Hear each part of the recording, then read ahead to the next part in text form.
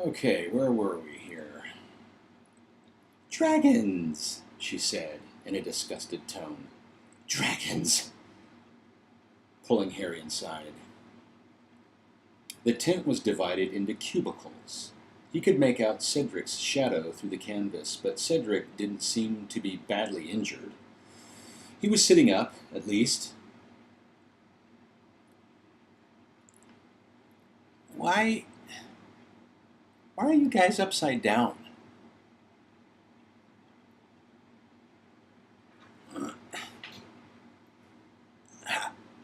What do you... Hold on, I've got a magical spoon here somewhere.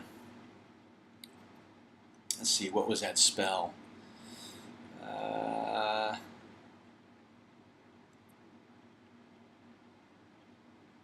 Upsy downzo, upsy daisy. Whew.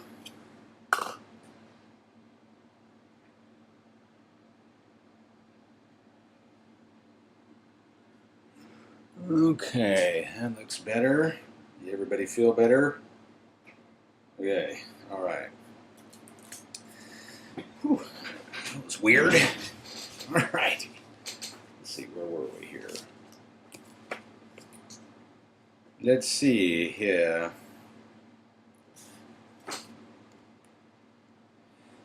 Okay. Cedric didn't seem too badly injured. He was sitting up, at least. Madame Pomfrey examined Harry's shoulder, talking furiously all the while. Last year, Dementors. This year, dragons. What are they going to bring into the school next? You're very lucky. This is quite shallow. It'll need cleaning before it'll heal up, though. She cleaned the cut with a dab of purple liquid that smoked and stung, but then poked his shoulder with her wand, and he felt it heal instantly. Now just sit quietly for a minute. Sit! And then you can go and get your score. She bustled out of the tent, and he heard her go next door and say, How does it feel now, Diggory? Harry didn't want to sit still. He was too full of adrenaline.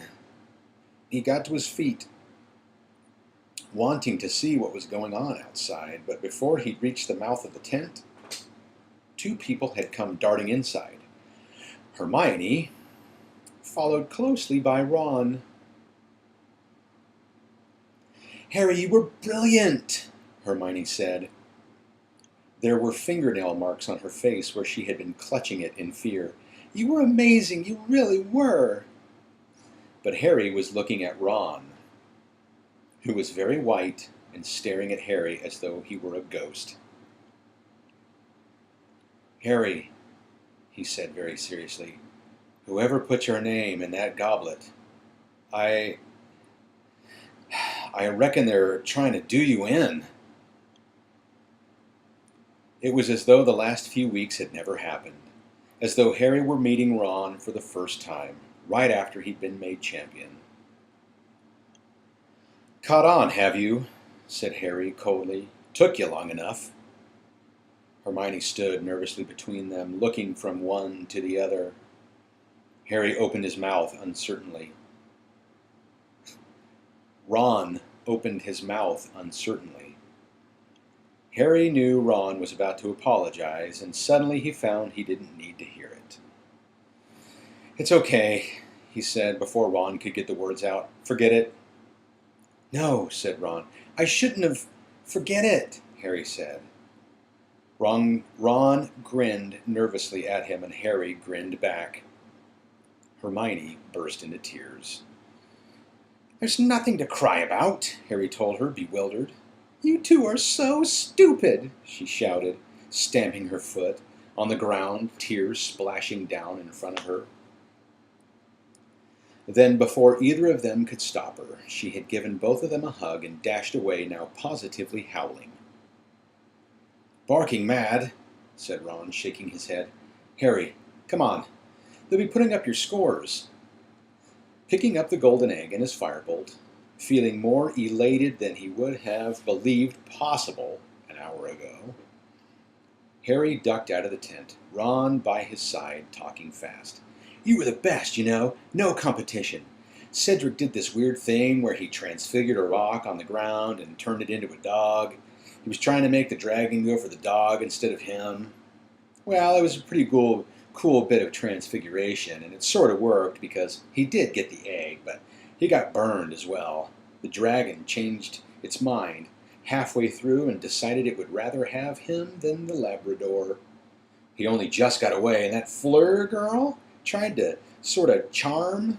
I think she was trying to put it in a trance. Well, that kind of worked too. It went well, all sleepy, but then it snorted, and then a great jet of flame shot out, and her skirt caught on fire. She put it out with a bit of water out of her wand. Crumb, you wouldn't believe this, but he didn't even think of flying. He was probably the best after you, though. Hit it with some sort of spell right in the eye. Only thing is, it went trampling around in agony and squashed half the real eggs. They took marks off for that. He wasn't supposed to do any damage to them. Ron drew a breath as he and Harry reached the edge of the enclosure. Now that the horntail had been taken away, Harry could see where the 5 judges were sitting, right at the other end, in raised seats draped in gold. Gold.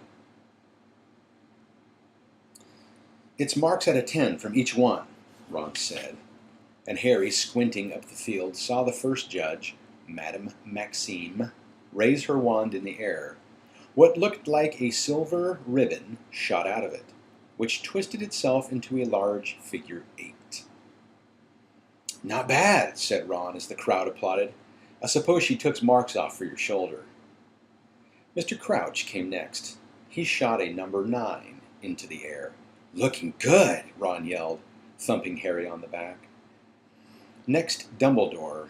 He too put up a 9. The crowd was cheering harder than ever. Ludo Bagman. 10. 10? Said Harry in disbelief. "But I got hurt. What's he playing at?" "Harry, don't complain," Ron yelled excitedly. And now Karkaroff raised his wand. He paused for a moment, and then a number shot out of his wand, too. 4. "What?" Ron bellowed furiously. 4? You lousy, biased scumbag! You gave Crumb 10! But Harry didn't care. He wouldn't have cared if Karkaroff had given him 0. Ron's indignation on his behalf was worth about 100 points to him.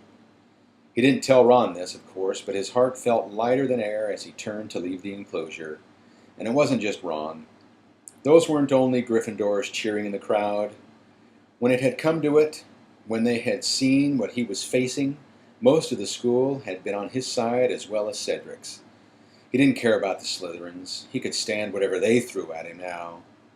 "You're tied in first place, Harry. You and Crumb," said Charlie Weasley, hurrying to meet them as they set off back towards the school. "Listen, I've got to run.